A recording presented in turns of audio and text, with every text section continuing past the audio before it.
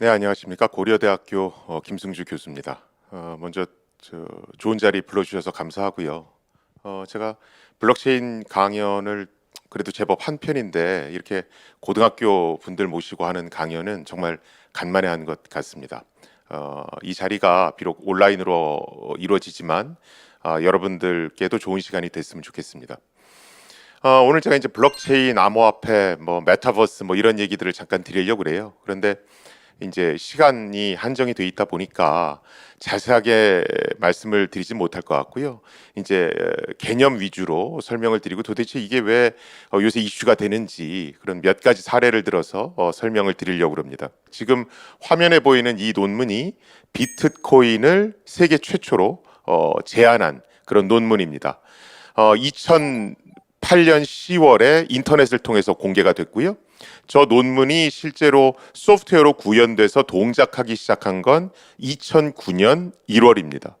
그리고 저 비트코인이라는 걸 이용해서 실제 물건을 구매했던 것은 2010년 5월입니다. 지금 제목에는 비트코인 이렇게 써 있고 저자로는 사토시 나카모토 이렇게 되어 있습니다.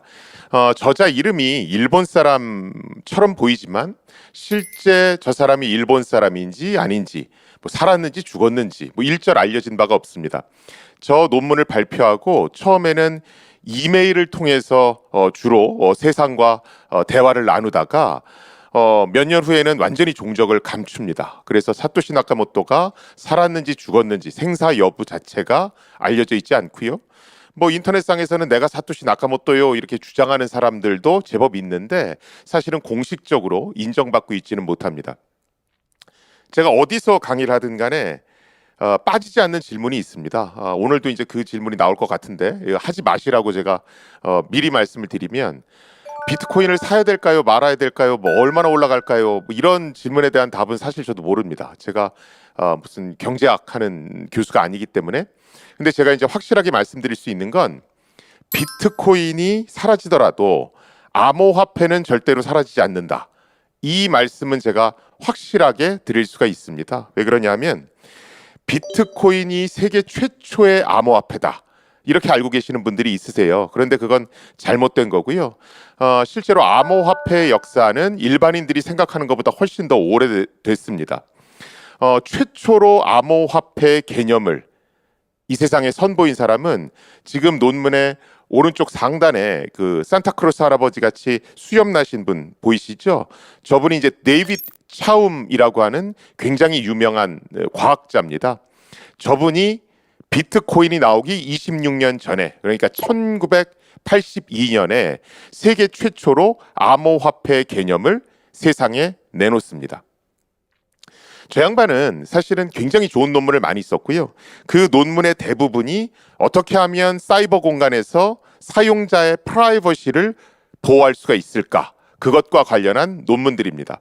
그래서 저 데이빗 차움 박사를 뭐라고도 얘기하냐 하면 프라이버시 보호의 아버지 이렇게도 얘기를 합니다. 자, 그럼 이 프라이버시 보호의 아버지라고 불려지는 데이빗 차움 박사가 왜 암호화폐 개념을 세상에 선보였는가? 우리가 보통 일상생활에서는 물건을 사고 대금을 지불하는 방법이 두 가지가 있습니다. 하나는 현찰을 내든가 또 하나는 신용카드로 계산하든가. 현찰은 갖고 다니기가 불편하죠. 그런데 돈을 썼을 때 내가 어디서 얼마를 썼는지가 추적되지 않습니다. 근데 신용카드는 갖고 다니기는 편한데 내가 어디서 얼마를 썼는지가 추적됩니다. 그런데 우리가 인터넷 공간에서 인터넷 쇼핑몰에서 물건을 사면 신용카드밖에는 대금을 지불할 수 있는 수단이 없고 그러다 보니까 인터넷에서 물건을 살 때는 누가 어디서 얼마를 썼는지 일거수일투족이 다 추적이 됩니다. 그게 일종의 프라이버시 침해라고 이 사람은 생각을 한 거예요. 그래서 데이빗 차움 박사는 사이버 공간에서도 화폐처럼 쓸 수 있는 어떤 지불 수단을 만들고 싶어 했습니다. 그게 바로 암호화폐의 존재의 이유입니다. 그래서 암호화폐가 존재하는 이유는 딱 하나입니다. 익명성, 추적당하지 않는다. 그래서 논문 제목도 보면 Untraceable Payment 이렇게 돼 있죠. 추적당하지 않는 결제 시스템. 암호화폐의 본질적인 요소가 익명성이다 보니까 당연히 각국 정부는 싫어합니다. 왜냐하면 세금 탈루나 아니면 범죄 목적으로 사용되는 경우가 많아서 그렇죠. 데이빗 차원 박사는 이 논문을 발표하고 실제 회사도 차렸습니다. 그래서 90년대 디지 캐쉬라고 하는 회사를 네덜란드에 차렸었고요. 망했죠. 왜 그러냐면 세상을 너무 앞서가다 보니까 망한 겁니다. 그런데 이제 비트코인은 세상을 잘 타고 태어나서 지금 막 사람들이 좋아하는 거고요. 이런 익명성, 내 활동을 감추고 싶다. 이거는 사람의 본성과도 같기 때문에 이런 본성이 없어지지 않는 한 암호화폐는 절대로 사라지지 않습니다. 자, 그런데 이 암호화폐를 만드는 게 생각보다 어렵습니다. 이게 왜 어렵냐 하면 우리 신문을 보시면 가끔 가다가 5만 원권을 칼라 복사기로 복사해서 쓰다가 잡히는 사람들이 있어요. 그래서 지금 보시는 것과 같이 5만 원권에는 각종 위조 방지 장치가 있습니다. 복사하면 티가 나도록 만든 거죠. 그런데 이제 암호화폐는 컴퓨터 속에서 동작하는 디지털 화폐입니다. 1010 이런 디지털 정보로 이루어져 있죠. 그래서 복사를 하면 원본하고 복사본이 똑같습니다. 그래서 내가 1비트코인을 사서 10번 복사하면 10비트코인이 되죠. 그렇죠? 그래서 암호화폐를 만들 때는 이렇게 불법 복사해서 쓰는 걸 어떻게 막아줘야 하는가? 이게 굉장히 중요한 요소입니다. 데이빗 차원 박사는 이걸 어떻게 해결했냐 하면 중앙에 은행을 둬서 은행으로 하여금 복사해서 쓰는 돈을 차단하도록 만들어놨습니다. 자, 지금 사용자 A가 있습니다. 그럼 사용자 A가 지금 현재 수준으로 1비트코인이 얼마입니까? 올해 5월에 8천만 원까지 올랐다가 지금 5천만 원 조금 넘죠. 그러면 사용자가 은행에 가서 5천만 원을 줍니다. 그리고 저 암호화폐 하나 주세요. 그럼 암호화폐를 받겠죠. 저걸 가지고 인터넷 쇼핑몰에 가서 물건을 고릅니다. 그리고 물건 값으로 암호화폐를 지불하죠. 그럼 이제 상점은 자기가 받은 암호화폐가 복사해서 쓰는 건지 아닌지를 확인해야 됩니다. 그래서 상점은 어떻게 하냐 하면 지금 화면에 보듯이 암호화폐 일련 번호를 확인합니다. 지금 1477번이라고 돼 있죠. 저 일련 번호를 확인한 다음에 은행에다 물어보는 거예요. 아, 내가 지금 1477번을 받았는데 이게 복사해서 쓰는 겁니까? 아니면 처음 쓰는 겁니까? 그럼 은행은 자기가 갖고 있는 데이터베이스를 뒤져봅니다. 1477번이 처음 쓰는 건가? 아니면 과거에 사용된 이력이 있는가? 과거에 사용된 이력이 없으면 상점한테 통보를 해주죠. 저거 처음 쓰는 거니까 받으셔도 좋습니다. 이런 식으로 해서 은행이 복사해서 쓰는 돈을 가려냅니다.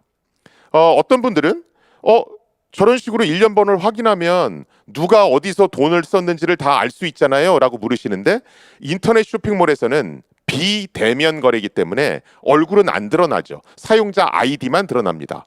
그래서 아이디에 대한 실명 확인을 하기 전까지는 누가 쓴 건지 알 수 없습니다. 거기다가 아이디는 수시로 바꿀 수도 있죠. 자, 그런데 2008년 비트코인이 나온 2008년에는 무슨 일이 있었냐 하면 리만 브라더스 사태가 있었습니다. 미국에 있는 대형 은행인 리만 브라더스라고 하는 은행이 파생 상품을 남발해서 판 겁니다. 그러다가 글로벌 금융 위기가 왔죠. 그래서 사토시 나카모토는 은행에 대해서 엄청난 적개심을 갖고 있었습니다.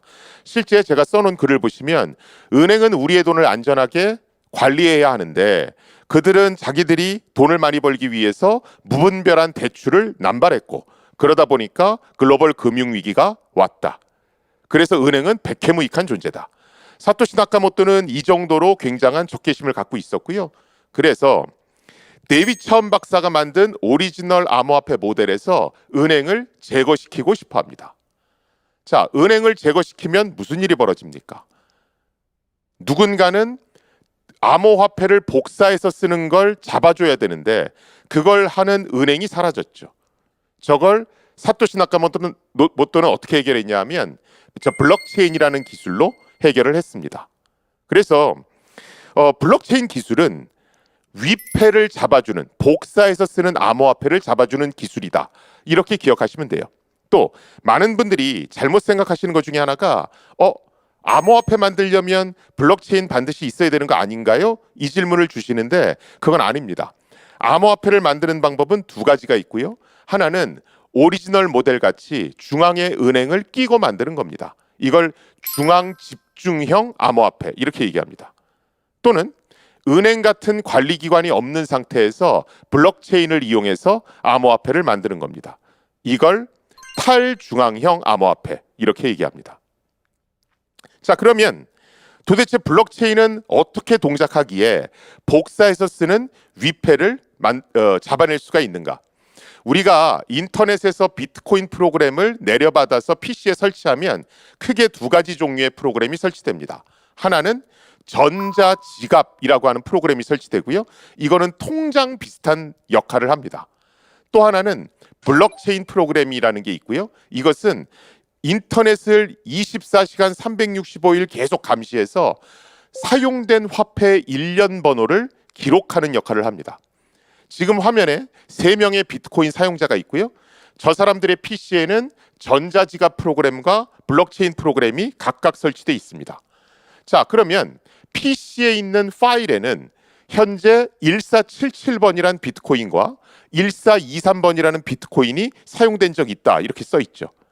그런 상황에서 어떤 사용자 A가 인터넷 쇼핑몰 X에 가서 코인을 사용했습니다. 자, 그럼 3명의 사용자에 있는 블록체인 프로그램이 자동으로 가동하겠죠. 그러면서 딱 봤더니 1477번이에요. 그럼 각자 PC에 있는 파일하고 대조해 봅니다. 보니까 1477번은 사용된 적 있다고 써 있죠. 즉 사용자 A가 1477번 코인을 X한테도 쓰고 Y한테도 쓰는 겁니다. 그렇죠? 그러면 이거 복사해서 쓰는 거네 이렇게 알아맞추는 거죠. 그럴 경우에는 블록체인 프로그램이 자동으로 상점한테 저거 복사해서 쓰는 거니까 받지 마세요 이렇게 얘기합니다. 자, 이런 식으로 하면 중앙에 은행이 없더라도 비트코인 사용자들이 십시일반 힘을 합해서 은행의 역할을 대신할 수가 있습니다.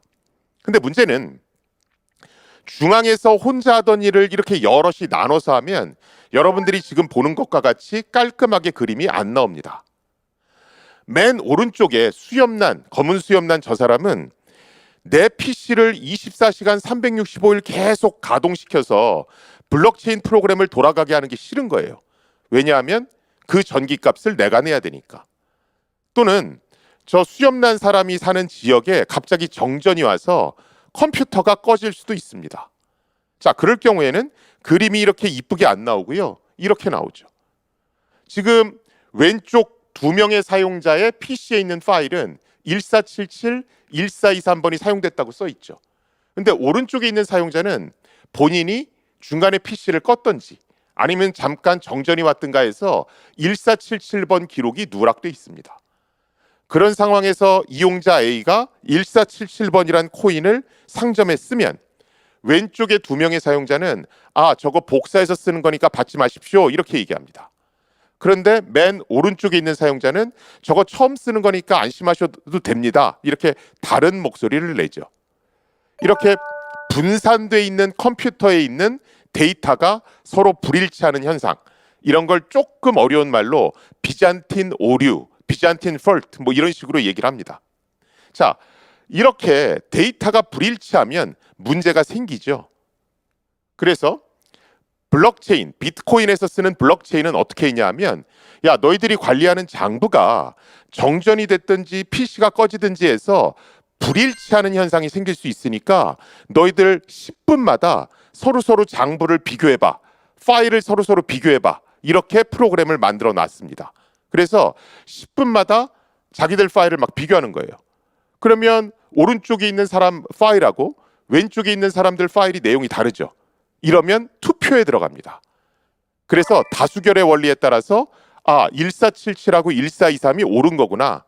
그래서 맨 오른쪽에 있는 수염난 사람이 자기 장부의 데이터를 1477, 1423으로 수정하는 겁니다. 여러분들이 신문 같은 걸 보시면 블록체인은 해킹이 불가능합니다. 이런 문구를 되게 많이 보실 수 있죠. 그런데 오늘 이 시간부터 블록체인은 해킹이 불가능하다 이렇게 쓴 기사나 그렇게 써져 있는 책 같은 걸 보시면 그냥 그 책 버리셔도 됩니다. 틀린 내용 써져 있으니까. 블록체인은 해킹이 불가능한 기술은 아니고요. 블록체인이 갖는 특징은 지금 화면에 보는 딱 4가지입니다. 첫 번째, 탈중앙화. 모든 사람들이 블록체인이라는 걸 구동시켜서 투표를 통해서 모든 걸 결정하죠. 그렇게 해서 중앙에 은행을 없앴죠. 그래서 블록체인 기술을 이용하면 중앙의 관리기관을 없앨 수 있습니다. 모든 걸 투표로 결정할 수 있어요. 그래서 탈중앙화가 블록체인의 첫 번째 특징입니다. 또 두 번째는 투명성. 지금 보시면 1477, 1423번이 기록된 장부가 3명의 PC에 다 있죠. 그래서 네가 볼 수 있는 데이터는 나도 똑같이 볼 수 있다. 그래서 투명성이 블록체인이 갖는 두 번째 특징입니다. 세 번째는 불변성. 지금 1477, 1423번이라고 기록된 장부가 3명의 PC에 다 있잖아요. 그렇죠? 예를 들어서 장부에 기록된, 파일에 기록된 내용을 수정하려면 3명 PC에 있는 저 장부, 저 파일을 다 수정해 줘야 됩니다. 근데 예를 들어서 비트코인 사용자가 전 세계에 1억 명이면 1억 명 PC에 있는 데이터를 다 바꿔줘야 되죠. 현실적으로 불가능합니다. 그래서 블록체인이 갖는 세 번째 특징은 데이터의 영구 보존성, 불변성입니다. 마지막으로 블록체인이 갖는 네 번째 특징은 가용성입니다.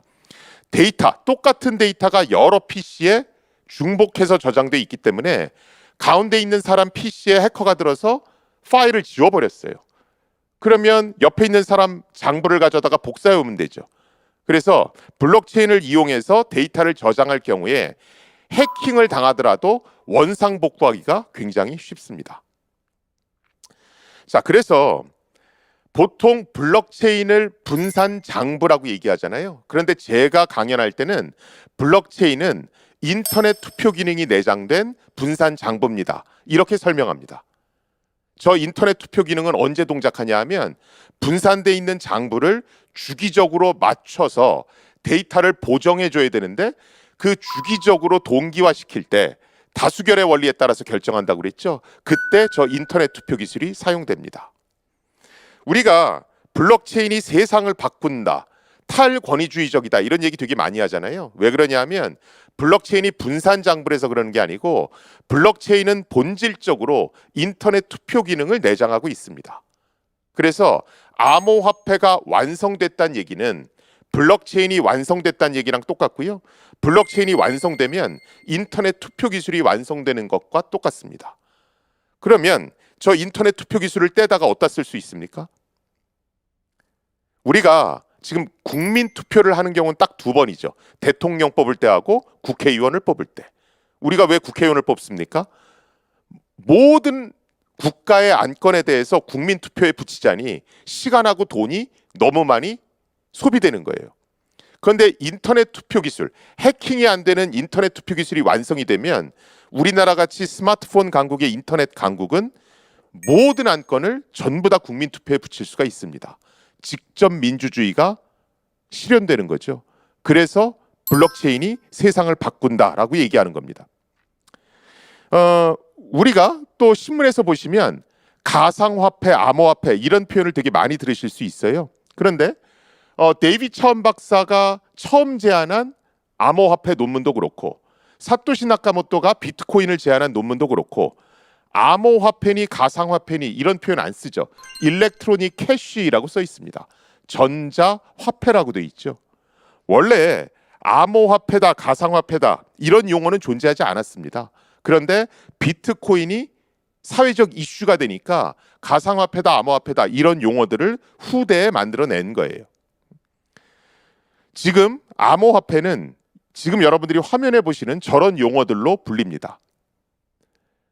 일렉트로닉 캐시, 즉 전자화폐는 정부가 만들었느냐 아니면 민간 기업이 만들었느냐에 따라서 용어가 나눠집니다. 정부가 만든 일렉트로닉 캐시를 우리가 CBDC 이렇게 얘기합니다. 센트럴 뱅크 디지털 커런시. 정부에서 만들었기 때문에 법적 효력을 갖습니다. 민간 기업이 만든 전자화폐, 일렉트로닉 캐시는 중앙 집중형이냐 아니면 블록체인을 이용해서 탈중앙형으로 만들었느냐에 따라서 용어가 또 나뉩니다. 민간 기업이 만들었는데 데이비 차원 박사가 만든 것처럼 중앙 집중형 형태로 만들었다. 그럼 우리가 가상화폐 이렇게 부릅니다. 민간 기업이 만들었는데 블록체인을 이용해서 탈중앙형으로 만들었다. 그럼 우리가 암호화폐, 크립토커런시 이렇게 부릅니다. 지금 저 CBDC, 센트럴 뱅크 디지털 커런시를 제일 열심히 하는 나라가 어디입니까? 중국이죠. 중국이 자기네들 위안화를 암호화폐로 만들어서 전 세계의 기축통화가 되겠다. 그래서 중국이 저 센트럴 뱅크 디지털 커런시에 정말 많은 투자를 하고 있고요. 미국이라든가 우리나라가 그런 영향력을 분석하기 위해서 여러 가지 과제를 추진하고 있습니다. 그 다음에 우리가 알트코인 이런 표현도 많이 쓰는데 알트코인은 얼터네이티브 코인의 줄임말입니다. 우리나라 말로는 뭐 잡코인 뭐 이래서 신문에 많이 날 겁니다. 저 알트코인은 비트코인을 제외한 나머지 모든 코인들, 이걸 우리가 알트코인이라고 그러고요. 지금 제가 하단에 써놨는데 2018년 3월 기준으로 전 세계의 코인의 개수가 1523개였습니다. 그런데 2021년 5월, 올해 5월에 10,000개를 돌파했죠. 전 세계의 코인 수가 1만 개입니다. 저게 다 의미가 있는 거면 좋겠지만 사실은 사기성 코인도 굉장히 많습니다. 그래서 정부가 계속 투자할 때 조심해라, 투자할 때 조심해라. 그리고 투자하시려면 공부를 어느 정도 하신 다음에 투자하셔라. 이런 얘기들을 계속 하는 겁니다. 자, 그런데 사실은 암호화폐에 대해서 암호화폐가 이런 정도의 가치가 있었어? 암호화폐가 있으면 이런 게 가능했어? 블록체인이 이 정도의 능력을 갖고 있었어? 이렇게 세상을 놀라게 했던 건 두 번째로 나온 암호화폐인 이더리움이라고 하는 겁니다. 2013년에 나왔고요. 지금 화면에 우측에 애띠게 생긴 소년이 하나 있죠. 저 사람이 만든 겁니다. 비탈릭 부테린이라고 그러고요. 러시아 출신의 캐나다인입니다. 여러분들하고 비슷합니다. 저 친구가 17살 때 컴퓨터 프로그래머인 아버지한테 비트코인 얘기를 듣습니다. 그리고 나도 암호화폐 만들어야 되겠네? 그리고 19살 때 이더리움이라는 걸 만듭니다. 현재 나이는 27살 정도 됐고요. 캐나다의 명문인 워털루 대학 다니다가 중퇴합니다. 그냥 자퇴합니다. 그리고 현재의 재산은 10억 달러에 달한다라고 평가받고 있습니다. 최연소 억만장자로 분류되고요. 우리나라에도 자주 옵니다. 근데 저 친구는 실제로 얘기해 보면 뭐 프로그래머의 수학 천재 뭐 그렇습니다. 사토시 나카모토는 화폐를 만들고 싶었어요. 기존의 정부가 발행하는 화폐가 아니라 어떤 전자적으로 분산화된 형태에서 동작하는 화폐를 만들고 싶었습니다. 그런데 이 비탈릭 부테린은 화폐보다는 블록체인에 관심이 훨씬 많았습니다. 그래서 얘는 무슨 생각을 했냐 하면 아니 블록체인이 탈중앙화 성질도 갖고 있고 데이터의 영구 보존 성질도 갖고 있고 투명성, 가용성 성질도 갖고 있는데 왜 저런 블록체인에 사용된 암호화폐 일련 번호만 기록해야 되지? 이런 생각을 하는 거예요. 조금 더 가치 있는 걸 저장할 수는 없을까? 이렇게 생각합니다. 그래서 무슨 엉뚱한 생각을 하냐 하면 블록체인에 화폐 거래 내역만 저장하지 말고 프로그램 코드를 저장하면 어떨까? 소프트웨어를 등록시키면 어떨까? 이 생각을 해요. 블록체인에 등록된 소프트웨어, 그걸 우리가 스마트 컨트랙트, 스마트 계약 이렇게 얘기합니다. 자, 블록체인에 프로그램이 등록되면 어떤 일이 벌어질까요? 일단 투명성 때문에 전 세계 모든 사람들이 그 프로그램을 다 볼 수 있습니다. 두 번째는 블록체인에 프로그램이 등록되면 삭제나 수정이 불가능합니다. 영구 보존되는 성질이 있으니까요. 2017년에 엑시움 젠이라는 회사가 크립토키티라고 하는 게임을 만들었습니다. 이거 다마고치 같은 겁니다. 여러분들 많이 이런 거 보셨을 거예요. 암호화폐를 주고 새끼 고양이 아이템을 삽니다. 운동도 시키고 먹이도 주고 해서 잘 키워요. 다 크면 짝지어 줍니다. 그래서 희귀종 고양이가 태어나면 또 비싼 돈으로 팔아요. 뭐 아주 간단한 게임이죠. 그런데 실제로 저 고양이 아이템이 $10,000의 거래가 됐습니다. 희귀종은 10만 달러까지 나왔어요. 경제학자들이 저 크립토키티라는 게임을 4천만 달러의 가치가 있다라고 평가를 했습니다. 이게 왜 그러냐 하면 여러분들 게임 많이 하시면 보통 게임 앱을 다운로드 받아 설치할 때는 무료죠. 그런데 아이템을 살 때 돈을 냅니다. 그래서 아이템이 이제 현질시키려고 많이들 하잖아요. 그렇죠? 우리 리니지에 집행검 살려면 몇 천만 원 내야 되죠. 그렇죠? 자, 여러분들이 오랜 시간 동안 비싼 돈 주고 산 게임 아이템은 어디 저장됩니까? 여러분들 스마트폰에 저장되나요? 아니면 여러분들 데스크탑 PC에 저장되나요? 여러분들이 애지중지 모은 아이템은 게임 회사의 중앙 서버에 저장됩니다. 그 얘기는 게임 회사가 망하거나 해킹돼서 중앙 서버가 날아가면 게임 아이템도 날아간다는 얘기와 똑같습니다. 그런데 얘는 블록체인에 저장돼 있습니다.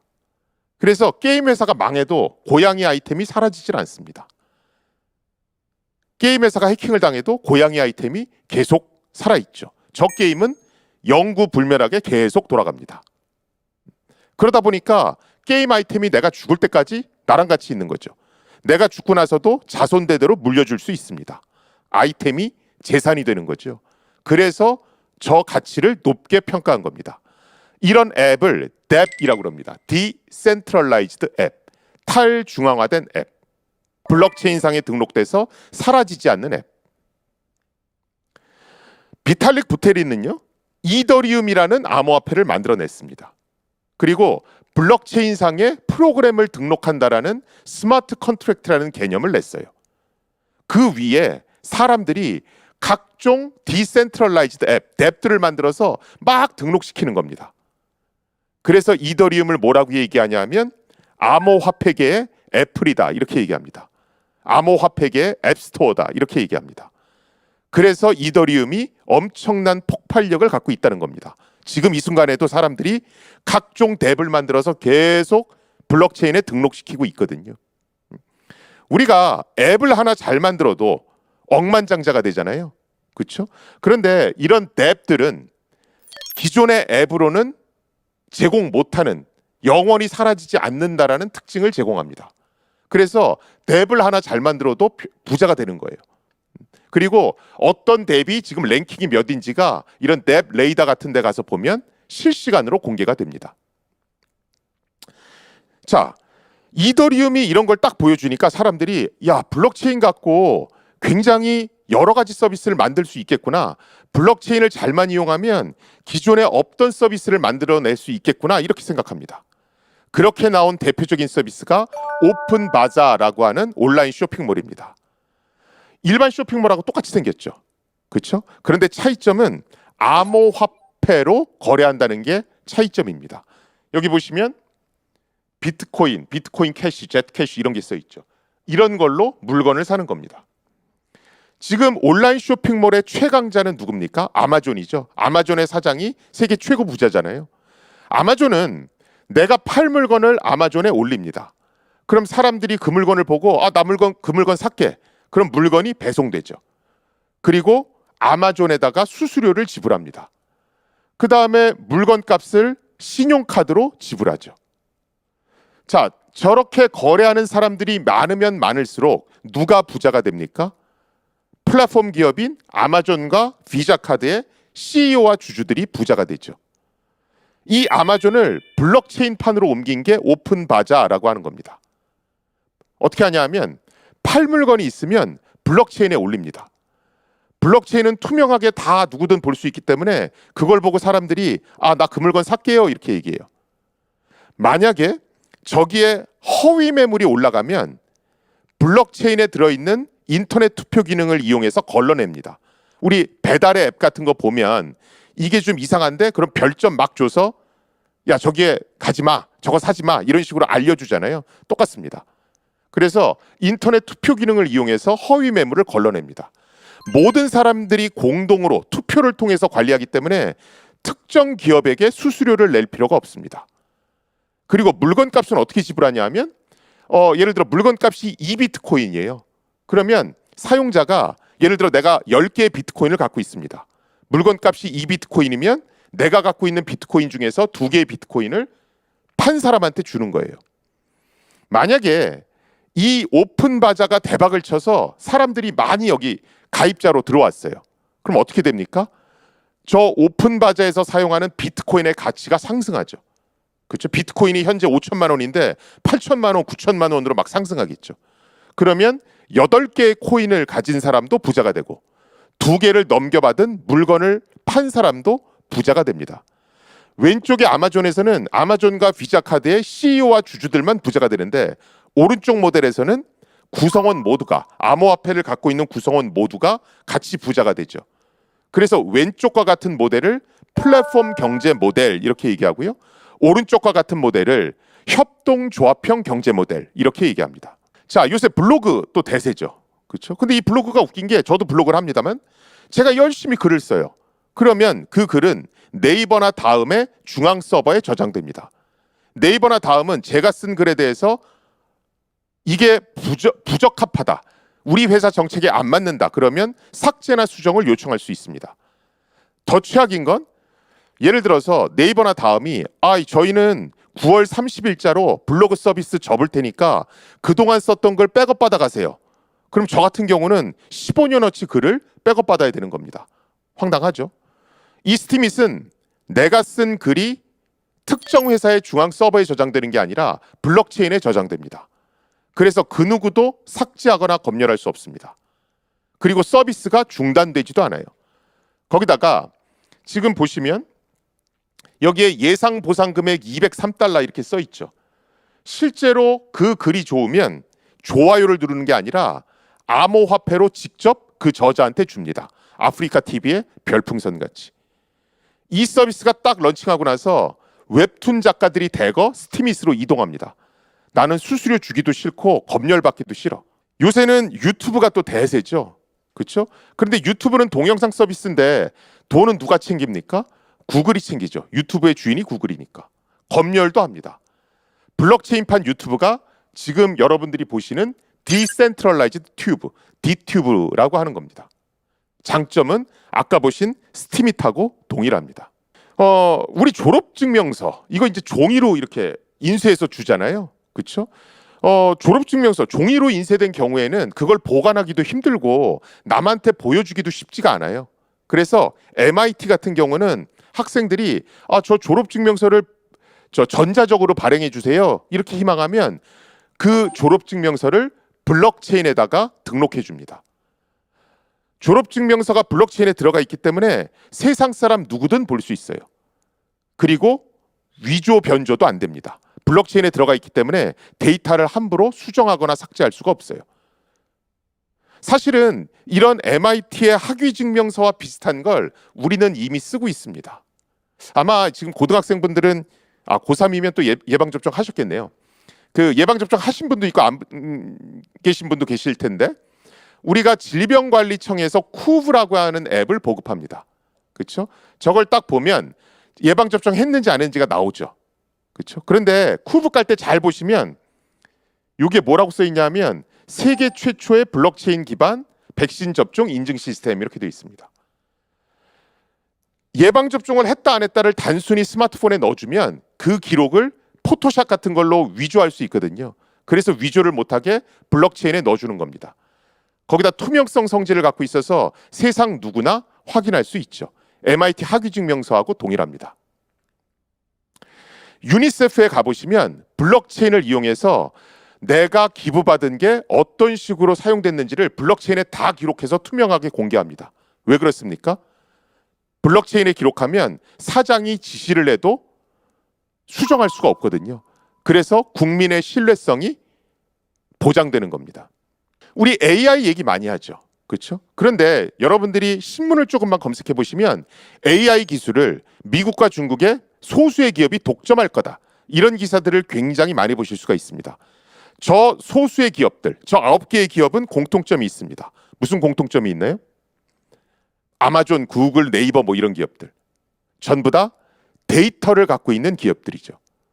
데이터를 갖고 있으면 AI를 학습시키는 데 유리하기 때문에 데이터를 압도적으로 많이 보유한 기업이 AI도 독점하는 겁니다. 그런 건 막아야죠. 그래서 많은 사람들이 AI가 쓰는 학습 데이터는 기업들이 독점하면 안 된다. 이런 얘기를 하는 겁니다. 그래서 어떤 기업들이 나왔습니까? AI의 학습 데이터를 블록체인에 기록해서 누구든 볼 수 있게 하겠다. 또 사람들이 학습 데이터를 기증할 경우에 암호화폐로 인센티브를 주겠다. 이런 기업들이 지금 나오고 있는 겁니다. 여러분들 요새 메타버스 얘기 많이 하시죠? 그렇죠? 메타버스로 제일 유명한 회사가 미국의 로블록스입니다. 우리가 여기 보시면 일간 활성 이용자 이렇게 돼 있죠. 저게 뭐냐면 등록된 사용자가 아니고요. 하루에 들어와서 실제로 놀다 가는 사람 수를 활성 이용자 이렇게 얘기합니다. 메타버스라는 건 저런 아바타를 놓고 가상의 공간에서 게임도 하고 이거저거 하는 거죠. 저 활성 이용자가 3,260만 명입니다. 매일 3,260만 명이 들어와서 놀다 간다는 거예요. 지금 페이스북 우리 많이 쓰잖아요. 페이스북은 어떻게 돈을 법니까? 인터넷 광고를 갖고 돈을 벌죠. 그런데 페이스북은 사용자가 들어왔다가 놀다 가는 시간이 21분입니다. 로블록스는 156분입니다. 한 번 들어오면 2시간 반 동안 놀다 가는 겁니다. 자, 그러면 앞으로는 인터넷 기업이 어디로 이동할까요? 인터넷 광고가 페이스북일까요? 로블록스일까요? 로블록스죠? 메타버스. 그래서 사람들이 앞으로 메타버스가 뜨겠는데, 메타버스가 돈을 많이 벌겠는데, 이 얘기를 하는 겁니다. 자, 왼쪽에 보시면 국내 모 학교가 요새 코로나 때문에 입학식 못 하잖아요. 그래서 학교 운동장을 가상의 공간으로 꾸미고 너희들 여기 와서 놀아 이랬어요. 그랬더니 학생들이 저렇게 아바타에다가 선글라스도 끼우고 과 잠바도 입혀서 저렇게 모인 겁니다. 오른쪽에 보시는 건 우리나라 네이버란 기업이 만든 제페토라고 하는 메타버스입니다. 자, 그런데 또 우리 아바타 갖고 노는데 후질구리할 수는 없잖아요. 그러니까 쟤네들이 뭘 입었습니까? 구찌 뭐 이런 거 입었죠. 그렇죠? 저런 것 다 구찌에서 진짜로 파는 겁니다. 이제는 어떤 메타버스도 있냐면요, 땅을 파는 메타버스도 있어요. 디센트럴랜드, 샌드박스 이런 회사가 땅을 팝니다. 압구정동 땅, 가상의 맨하튼 땅, 가상의 창경궁 이런 걸 팝니다. 이거 보시면 아니 무슨 저 땅을 사나? 예를 들어 A라는 회사에서 창경궁 팔았는데 그걸 내가 못 샀으면 B라는 회사에서 만든 거 사면 되잖아요. 근데 안 그렇게 되는 게 사람들은 본능적으로 이용자가 많이 있는 곳에 어떤 걸 사고 싶거든요. 왜냐하면 그래야 봐주는 사람이 많으니까. 자, 저렇게 땅을 사면 뭐 합니까? 창경궁을 샀어요. 그럼 뭐 할까요? 가수들이 공연할 때 빌려주는 겁니다. 그리고 그 가상의 창경궁 사용료를 받는 거예요. 또는 압구정동 땅에다가 거기 아바타들이 많이 지나가거든요. 거기에다가 건물 올리는 겁니다. 그렇죠? 그리고 거기다가 광고 같은 거 이렇게 유치하는 거예요. 그래서 그 수수료를 받습니다. 이게 왜 지금 히트냐 하면 여러분들 리니지 게임 같은 거 보면 레벨이 높을수록 리니지 게임을 오래 합니다. 왜냐하면 현실보다 게임 공간에서 나는 더 대접받으니까. 예를 들어서 현실에서 나는 명품이 없는데 메타버스에서 내 아바타는 구찌 같은 걸로 다 치장하고 있고 거기서 막 난 창경궁도 갖고 있고 높은 빌딩도 갖고 있어요. 그럼 메타버스에서 훨씬 더 오래 머물겠죠. 그리고 거기서 경제활동도 할 수 있습니다. 그러니까 메타버스가 앞으로 뜰 거다. 사람들이 이렇게 보는 겁니다. 근데 문제는 뭐예요? 구찌인데 저 구찌가 진품인지 아닌지를 알 수가 없죠. 왜? 디지털 정보는 짝퉁을 만들기가 더 쉬우니까. 땅을 샀는데 저 가상의 땅이 누구의 소유인지를 알 수가 없어요. 그래서 나온 게 NFT입니다. Non-Fungible Token이라고 얘기하는 거. 대체 불가능 토큰이라고 그러고 저게 신문에 되게 어렵게 써 있는데 딱 하나입니다. 디지털 컨텐츠에 대한 등기 권리증. 이 디지털 컨텐츠가 누가 만들었다. 누구의 소유다. 누구한테서 누구한테로 언제 팔렸다. 이거를 표시하는 겁니다. 저 기록이 블록체인에 등록되어 있기 때문에 투명하게 전 세계 누구든지 확인할 수 있고 위변조도 못하는 겁니다. 실제로 보여드리면 지금 이것은 디지털 컨텐츠, 디지털 미술 작품을 파는 인터넷 사이트예요. 실제로는 저 동영상이 막 움직입니다. 저 사자같이 생긴 게 막 다니면서 총을 막 쏴요. 그렇게 짤막한 그림이거든요. 저게 1, 2더에 지금 내놓은 겁니다. 자, 그러면 이걸 누가 사가잖아요. 사가면 이런 기록이 남는 겁니다. 자, 이 그림은 페스트 어택 라이언이란 이름이고 어떤 누가 언제 만들었다. 그림 사이즈는 뭐다. 이 기록을 블록체인에 기록해 주는 겁니다. 이게 NFT입니다. 자, 저걸 이용하면 이제 어떻게 되겠어요? 친구를 딱 만났는데 구찌가 있네?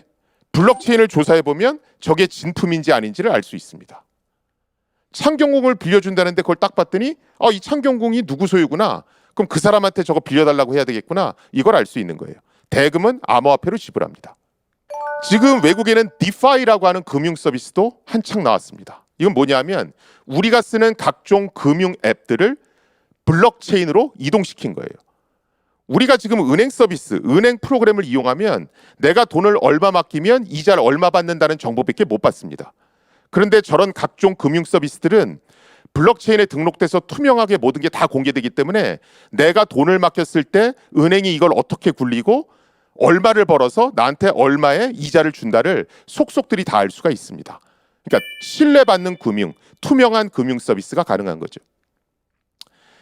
많은 분들이 암호화폐는 가치가 없다고 그럽니다. 블록체인도 가치가 없다고 그래요. 저는 거기엔 동의하지 않습니다. 왜냐하면 비트코인만 봐서는 그래 보여요.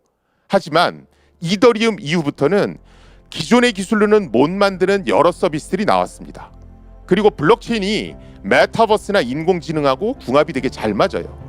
그래서 지금 계시는 분들도 암호화폐나 블록체인을 꼼꼼히 틈틈이 공부하시면 나중에 4차 산업혁명 시대에 세계가 막 발전할 때 뒤처지지 않고 효과적인 투자라든가 효과적인 어떤 삶을 운영해 나가실 수 있을 겁니다. 예, 들어주셔서 감사합니다.